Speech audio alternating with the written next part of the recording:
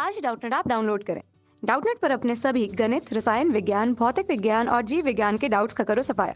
बस प्रश्न की फोटो खींचो, एक ही प्रश्न को क्रॉप करो और तुरंत वीडियो सोल्यूशन पाओ। अभी डाउनलोड करें। नमस्कार दोस्तों, स्वागत करता हूँ आप सभी का।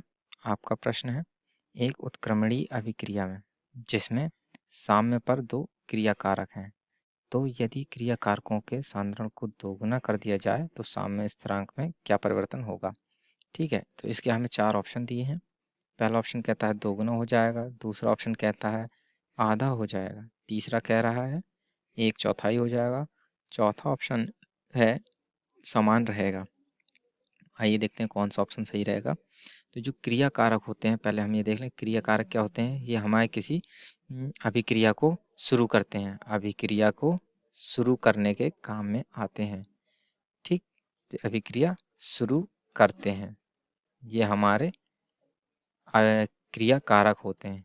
ठीक, ये अभिक्रिया को शुरू करने के काम में आते हैं, ये हमारे क्रिया कारक हो गए।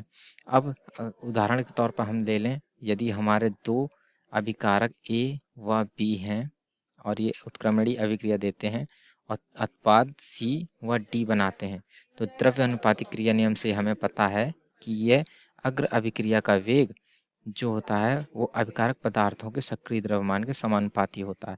तो हमने अग्र अभिक्रिया का वेग मान लिया R1 है, तो ये समानुपाती होगा सक्रिय द्रव्यमान ए और बी के। तो हम इसे लिख सकते हैं कि यह R1 बराबर होगा, जहाँ पर हमने अनुक्रमान समानुपाती स्थिरांक K1 मान लें, तो ये हो गया हमारा ए और बी के। ठीक है, ऐसे ही पश्च अभिक्रिया का वेग उत्पादों के सक्रिय द्रव्यमान के समानुपाती होता है, तो इससे सी के सक्रिय द्रव्यमान और डी के सक्रिय द्रव्यमान के हो गया, यानी ये R2 हमारा हो जाएगा K2। यहाँ पे अनुक्रमानुपाती स्थिरांक हो गया सी और डी के सक्रिय द्रव्यमान हो जाएंगे ये। ठीक है, तो ये जो साम्य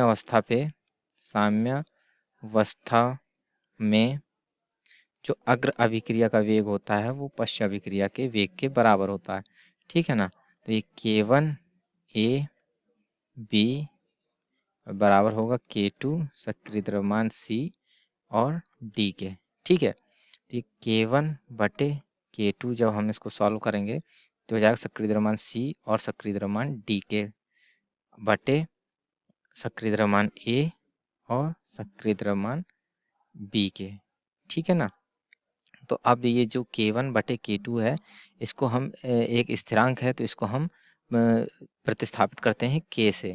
ठीक है, जो ये हमारा साम्य स्थिरांक होता है, और ये साम्य स्थिरांक हमारा बराबर हो जाएगा सक्रिय द्रव्यमान सी सक्रिय द्रव्यमान डी बटे सक्रिय द्रव्यमान ए सक्रिय द्रव्यमान बी के।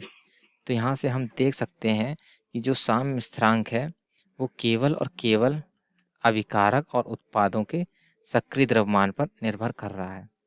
ठीक है, और ये सक्रिय द्रव्यमान जो होता है, जो सक्रिय द्रव्यमान है हमारा, वो होता है हमारे सक्रिय द्रव्यमान जो है, ठीक है, द्रव्यमान ये हमारा बराबर होता है, सक्रिय द्रव्यमान बराबर होता है मोल बटे आयतन।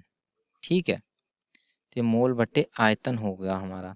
तो यहाँ से हम देख सकते हैं कि जो हमारा साम्य स्थिरांक है केवल मोलों की सांद्रता और उनके आयतन पर निर्भर करता है। ठीक है, अभिकारक और उत्पादों की सांद्रताओं पर।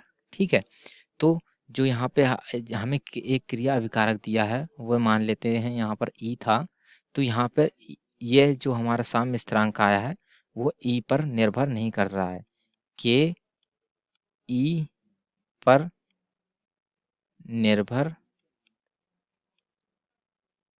नहीं कर रहा है। जो ई हमारा है वो यहाँ पे वो है क्रिया कारक। ठीक है, तो जब के हमारा ई पर निर्भर नहीं कर रहा है, ठीक है, तो निर्भर नहीं कर रहा है, तो अतः हम जब ऑप्शन देखेंगे तो हम यहाँ से सीधा सीधा बता सकते हैं कि जो हमारा ऑप्शन नंबर 4 है वही हमारा सही उत्तर होगा, क्योंकि ये हमारा जो इसकी सांद्रता को परिवर्तित करने पर उत्क्रमणीय अभिक्रिया में कोई परिवर्तन नहीं आएगा, वह समान रहेगी।